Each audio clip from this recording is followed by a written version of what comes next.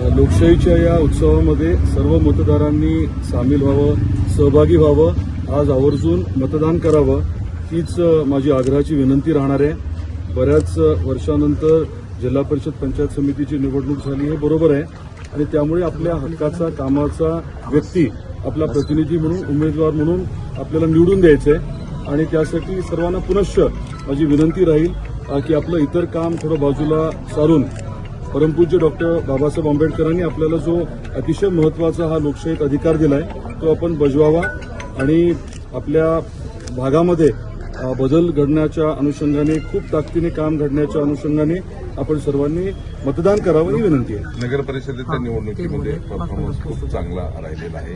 जिल्हा परिषदकडून काय नाही, जनतेकडनं अपेक्षा हीच आहे की जे लोक त्यांचं काम करतात, जे त्यांना प्रामाणिकपणे वेळ देतात, त्यांच्या पाठीमागे जनता खंबीरपणे उभी आहे। नगर परिषदेच्या निवडणुकीमध्ये ते दाखवले आणि आताच्या जिल्हा परिषद पंचायत समितीच्या निवडणुकीत देखील अतिशय ठामपणे आपल्या धाराशिव जिल्ह्यातील जनता हे परत एकदा दाखवून देणार आहे।